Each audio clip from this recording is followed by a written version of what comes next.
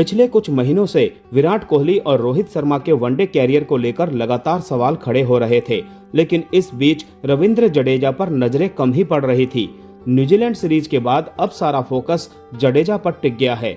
दरअसल team India को New Zealand के हाथों वनडे सीरीज में चौंकाने वाली हार का सामना करना पड़ा। इंदौर में खेले गए आखिरी वनडे मैच में न्यूजीलैंड ने 41 रन से जीत हासिल की। ये न्यूजीलैंड की भारत में पहली वनडे सीरीज जीत है।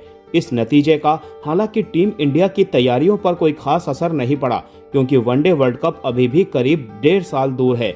मगर इस सीरीज ने एक सवाल खड़ा कर दिया है, क्या टीम इंडिया में रविंद्र जडेजा का सफर खत्म हो गया है? पिछले कुछ महीनों में टीम इंडिया के 2 सबसे बड़े बल्लेबाजों के कैरियर पर लगातार सवाल उठ रहे थे। पिछले साल टेस्ट क्रिकेट से संन्यास लेने के बाद विराट कोहली और रोहित शर्मा का वनडे फॉर्मेट में भी ज्यादा दिनों तक टिक पाना मुश्किल माना जा रहा था, मगर इन दोनों धुरंधरों ने लगातार बेहतरीन प्रदर्शन से दिखाया कि इस फॉर्मेट में अभी भी उनसे आगे बढ़ना इतना आसान नहीं है। मगर जहां सारा ध्यान रोहित और कोहली के कैरियर पर रहा है, वहीं वनडे फॉर्मेट में रविंद्र जडेजा का प्रदर्शन भी सवालों के घेरे में आ रहा है। टेस्ट में टीम इंडिया के लिए लगातार अच्छा कर रहे जडेजा वनडे क्रिकेट में वो कमाल दोहराने में बार बार नाकाम हो रहे हैं।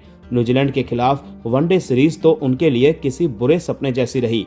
इस सीरीज के 3 मुकाबलों में ना तो वो रन बना सके और ना ही कोई विकेट उनकी झोली में आया। इस सीरीज के 3 मैचों में जडेजा के बल्ले से सिर्फ 43 रन निकले और उनका औसत तो 14.33 का ही रहा। साथ ही उनका स्ट्राइक रेट भी सिर्फ 66 का रहा। इस सीरीज में दोनों टीमों की ओर से 22 खिलाड़ियों ने बल्लेबाजी की।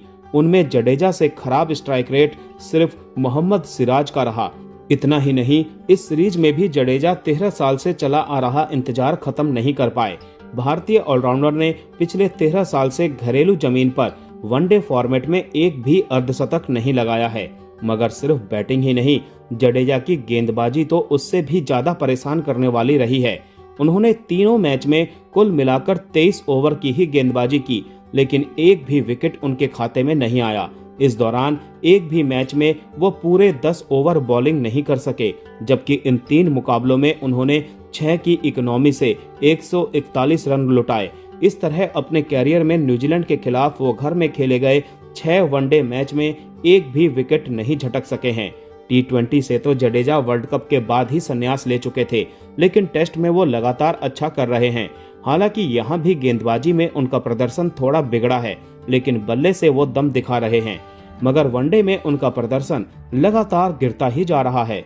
इंदौर वनडे में जब टीम इंडिया को उनसे बल्ले से कमाल की जरूरत थी, तब वो एक बाएं हाथ के स्पिनर पर शॉट जमाकर आउट हो गए। जिस गेंदबाज पर उनका शॉट बाउंड्री के पार जाना चाहिए था, वो होलकर स्टेडियम जैसी छोटी बाउंड्री वाले मैदान में भी फील्डर के हाथों में पहुंच गया। इसने जडेजा की पावर हिटिंग, फिनिशिंग और यहाँ तक कि क्रीज पर टिककर साथ देने की काबिलियत को सवालों के घेरे में खड़ा कर दिया था। खास तौर पर अक्षर पटेल की तुलना में जडेजा का केस फिलहाल कमजोर पड़ता दिख रहा है।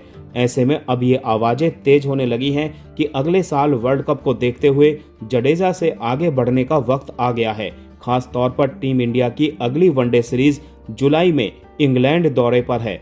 उस दौरे पर अगर जडेजा को ड्रॉप किया जाता है तो हैरानी नहीं होगी, क्योंकि फिलहाल तो यही लग रहा है कि इंदौर में उन्होंने टीम इंडिया के लिए अपने कैरियर का आखिरी वनडे मैच खेल लिया है।